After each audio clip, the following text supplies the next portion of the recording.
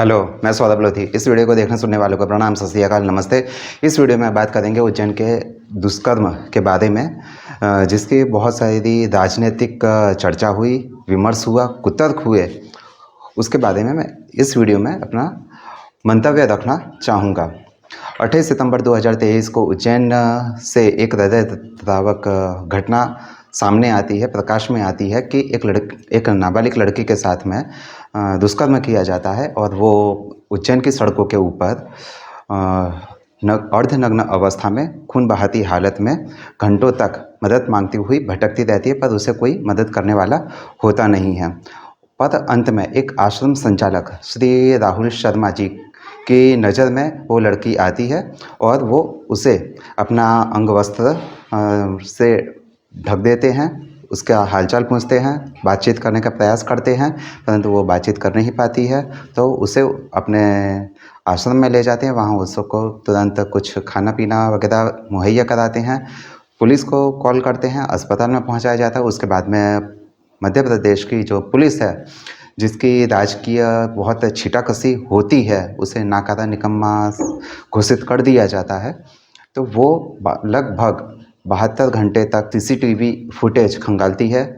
हजारों CCTV footage होते हैं उसमें, जिसको खंगाला जाता है, अपराधी के सुराग लिया जाता है, अपराधी तक पहुंचा जाता है। बाद में उसको सीन रिक्रिएशन के वक्त ले जाते समय उसको वो भागने की कोशिश करता है और वहाँ पर उसको एनकाउंटर किया जाता है, अर्थात उसके पैर में गोली मार दी जाती है। सामान्य प्रोसेस ये है कि भागते हुए अपराधी को पैर में गोली मारी जाती है।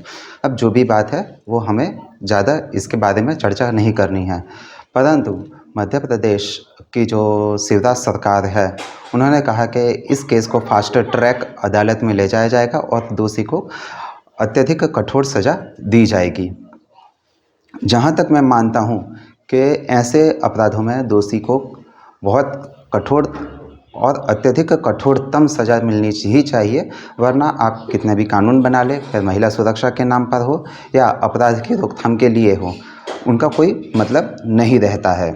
एक बात नज़र आती है कि लड़की अकेली हो या समूह में हो, उसे यौन हिंसा का शिकार बनाया ही जाता है या उसे यौन उत्पीड़न का शिकार बनाया ही जाता है, और उसके लिए कोई भी बहाना प्रस्तुत कर दिया जाता है या प्रस्तुत किए गए बहाने को स्वीकार करने के लिए राजनीतिक या हिंसात्मक भीड़ का दबाव बनाया ही जाता है। यदि आपको याद होगा कि बेंगलोर में नव वर्ष के उपलक्ष्य में कुछ उत्सव हो रहे थे और वहाँ पर लड़कियों को सामूहिक तौर पर यौन हिंसा का शिकार बनाया गया था, और वैसा ही एक किस्सा जर्मनी में हुआ था।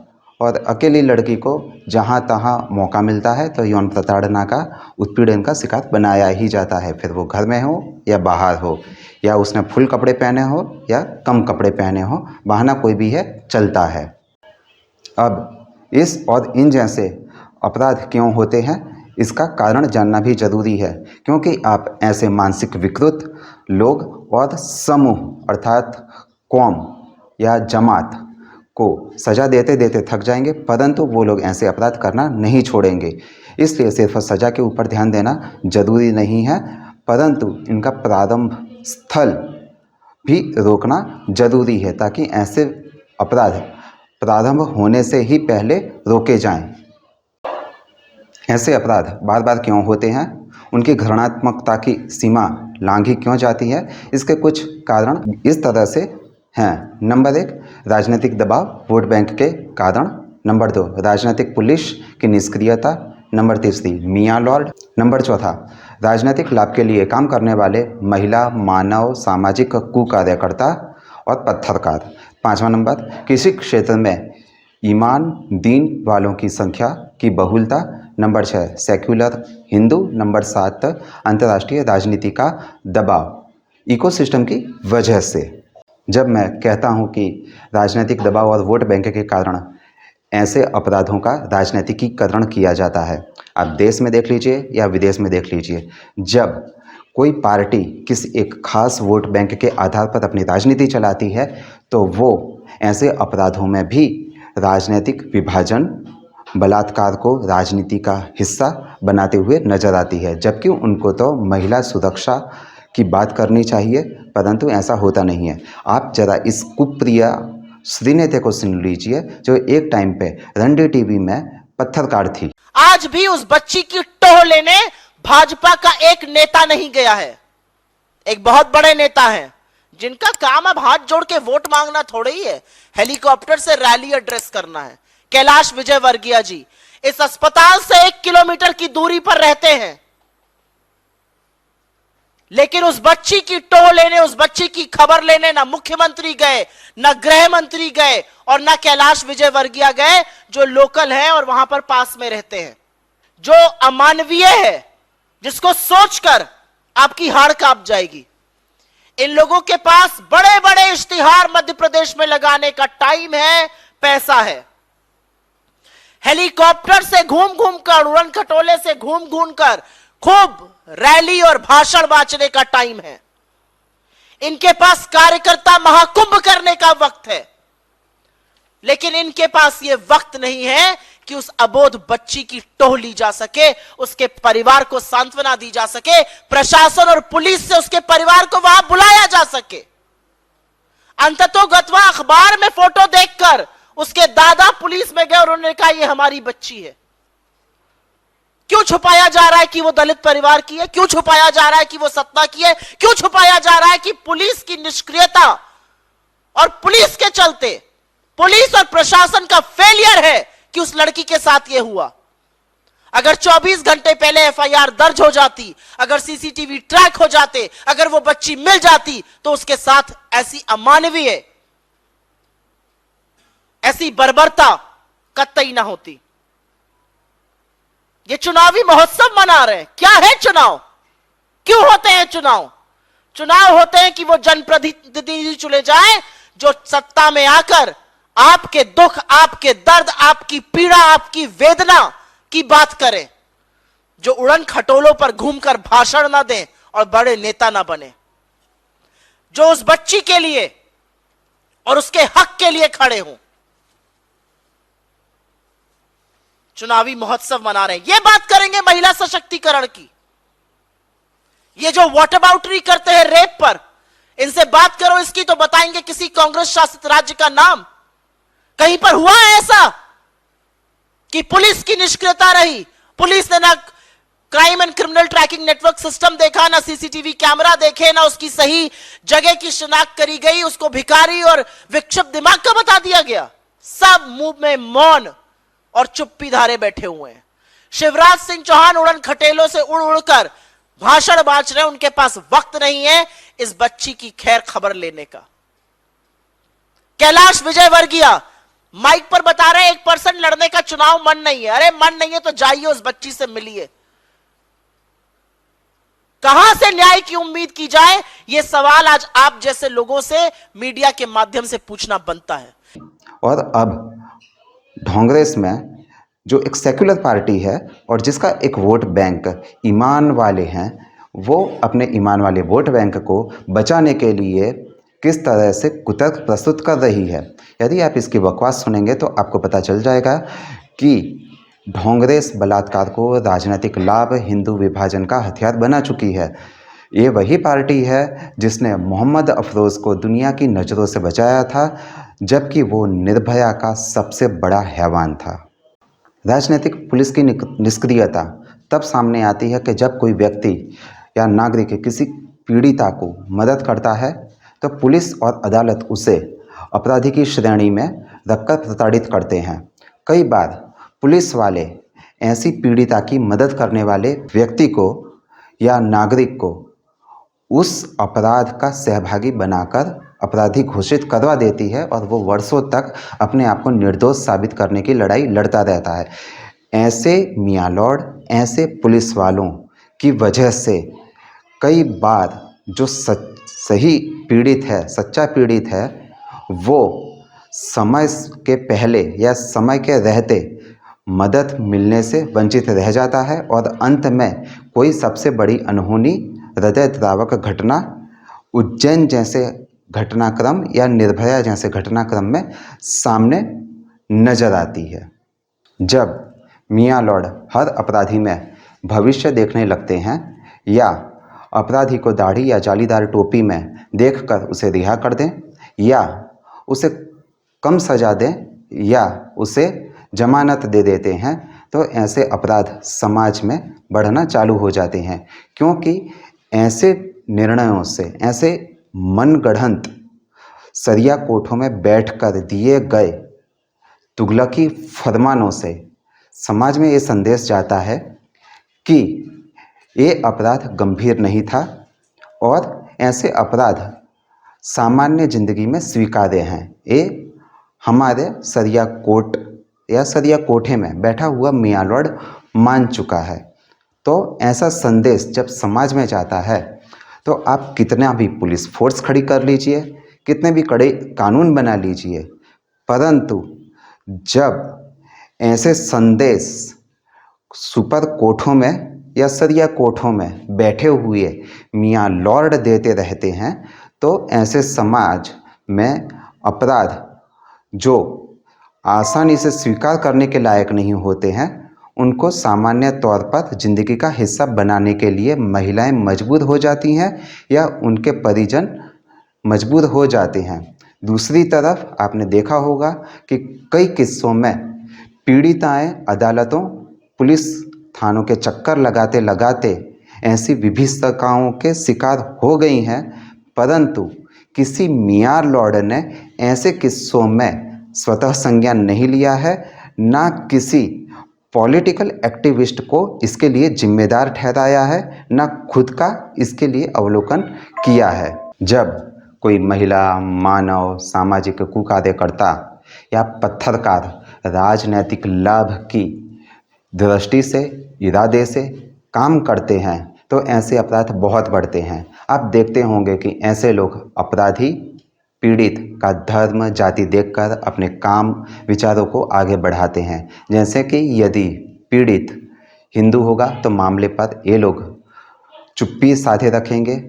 पीड़ित के कारण हिंदू विभाजन का उनको मौका मिलता हो या हिंदू विभाजन संभव दिखता हो तो उसे दलित और स्वर्ण करेंगे, जैसा कि हाथरस केस में किया गया था। यदि अपराधी मुस्लिम होगा तो उस मामले में ये लोग चुप्पी साधे रखते हैं या पीड़ित हिंदू को इस अपराध के लिए मुस्लिमों को उकसाने के जिम्मेदार बताकर मुसलमानों का समर्थन किया जाता है और ऐसे अपराधों के लिए पीड़ित हिंदू को ही जिम्मेदार बता दिया जाता है।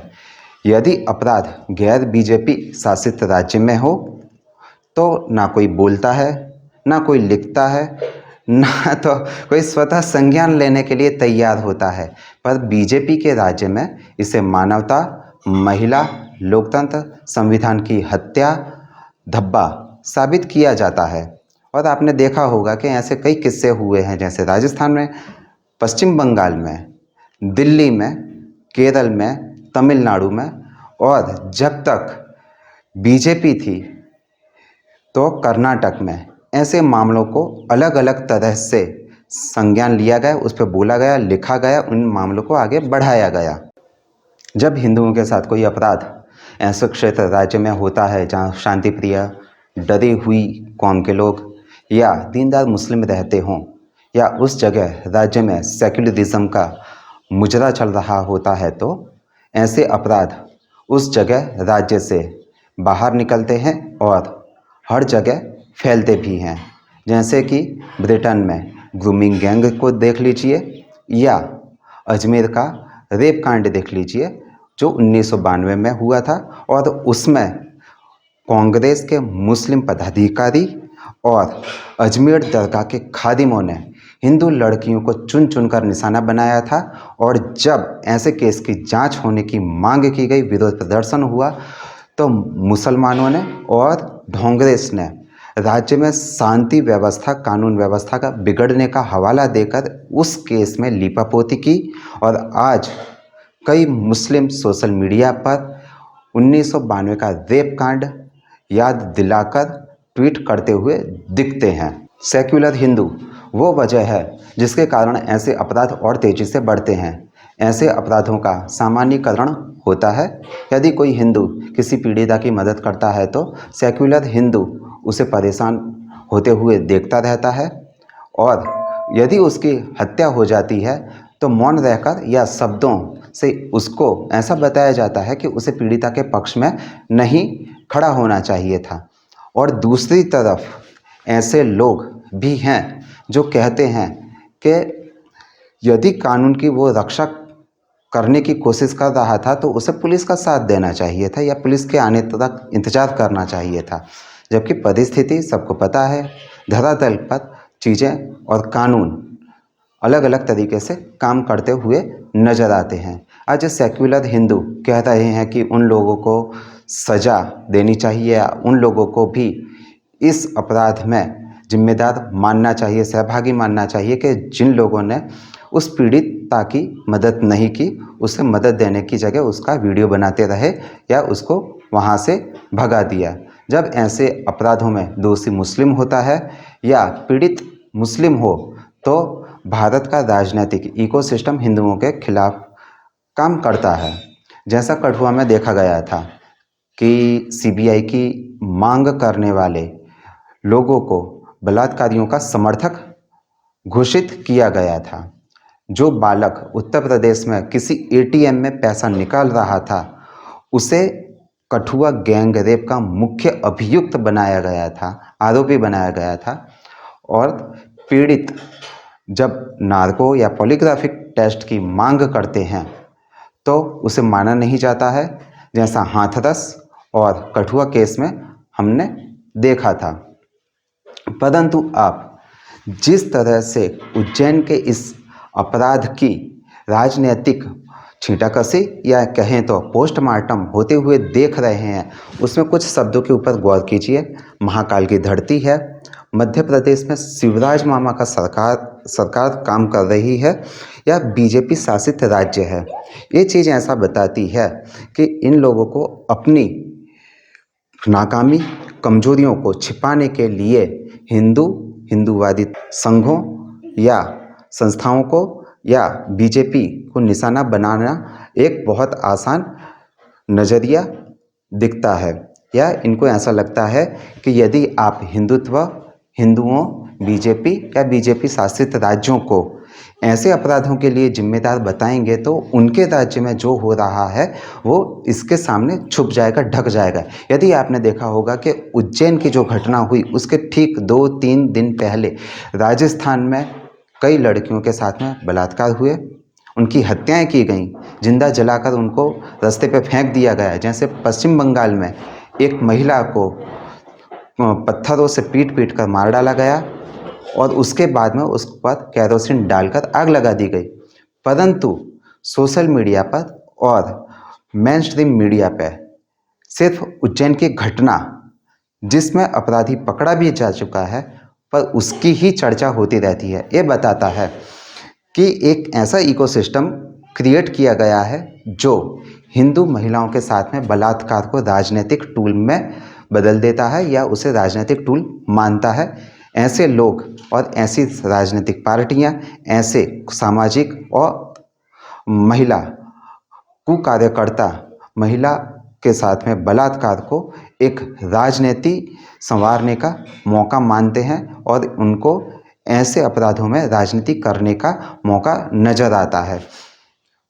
एक चीज़ आपने और गौर की होगी कि जैसे ही ये घटना सामने आती है तो सूझे मुंह वाला जो ढोंगरेस का प्रवक्ता है वो इसे महाकाल की धरती के साथ में जोड़ता है। उज्जैन में जो हुआ उसने पूरे मध्य प्रदेश और देश की आत्मा को शर्मसार कर दिया। शिवराज सिंह चौहान जी, चुल्लू भर पानी में आपकी सरकार को डूबकर मर जाना चाहिए। 12 साल की एक बेटी, उसके साथ बलात्कार होता है। वो आधे वस्त्रों के अंदर 8 घंटे तक महाकाल की बाबा की नगरी में सड़कों पर दर दर की ठोकरें खाती फिरती है, शरीर से खून रिसता है, पर आपकी सरकार के कान पर जूं तक नहीं रेंगती। क्या आप उसके मुंह से, उसके फटे और सूजे हुए मुंह से कभी ऐसा बयान सुनेंगे या सुनना चाहेंगे कि वो जब कहेगा कि अजमेर दरगाह की धरती पर ऐसे बलात्कार होना दुर्भाग्यपूर्ण है? आप नहीं सुन पाएंगे, क्योंकि ये लोग हिंदुत्व, हिंदूवादी संस्थाओं, बीजेपी और भारत को अपनी राजनीति का एक जरिया बनाते हैं और इनका असली मकसद हिंदुत्व, भारत और बीजेपी को नुकसान पहुंचाना है। इसलिए आप ऐसे अपराधों में हिंदूवादी संस्थाओं को आसानी से या पूरे सनातन या पूरे हिंदू समाज को निशाना बनाते हुए आसानी से देखेंगे। जैसे आपने कठुआ में देखा था, प्ले कार्ड गैंग तुरंत एक्टिव हुई थी और सबके प्ले कार्ड किसी गुप्त जगह पर जो छुपे हुए थे उनको निकाल कर ये लोग खड़े हो गए थे। परंतु आप जब ऐसे अपराधों का राजनीतिकीकरण देखते हैं तो ये मानकर चलिए, ऐसे अपराध बढ़ने की असली वजह सेक्युलरिज्म, वोट बैंक की राजनीति, राजनीतिक दबाव या राजनीतिक आर्थिक लाभ के लालच में घिरा हुआ न्याय और कानून का तंत्र है। राजनीतिक विचारधाराओं की लड़ाई में फ़ायदा लेने की कोशिश, खुद की नाकामी छुपाने की चाह और खुद को अपराध बोध से घिरा हुआ विभाजित हिंदू समाज ही है। यदि आप एक हिंदू समाज, एक सुसंगठित हिंदू समाज की तरह ऐसे कुकर्मियों का विरोध नहीं करेंगे तो जो पहले कहा जाता था कि आपके घर में घुसकर नमाज पढ़ेंगे और जब कहा जाता है कि सिर्फ 15 मिनट के लिए पुलिस हटा लो, तो आपकी लड़कियों, महिलाओं की जो इज्जत उछाली और लूटी जाती है उसमें तेजी होगी, बढ़ोतरी होगी, वृद्धि होगी और आप कुछ नहीं कर सकते, सिर्फ अपने आप को कोसने के अलावा, सिर्फ बीजेपी को गाली देने के अलावा आपके पास में कोई विकल्प नहीं रहेगा। क्योंकि आपका जो सबसे बड़ा सुरक्षा तंत्र है, जो न्यायालय हैं, वो इस सेक्युलरिज्म वोट बैंक की राजनीति की भेंट चढ़ चुकी हैं। धन्यवाद।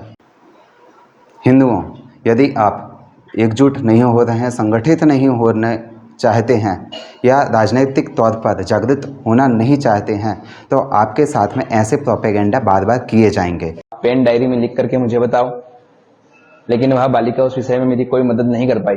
मैंने उससे पूछा कि बेटा भूख लग रही है, उसने कहा हाँ मुझे भूख लग रही है। ऐसे हाँ का उसने संबोधन किया। मैंने तुरंत अपने आश्रम में जो स्वल्पहार में दलिया नमकीन बना था वो बुला करके उस बालिका को दिया खाने के लिए, चाय पिलाई, जल पिलाया, कुछ नकदी पैसे भी उसको मैंने सहयोग रूप में।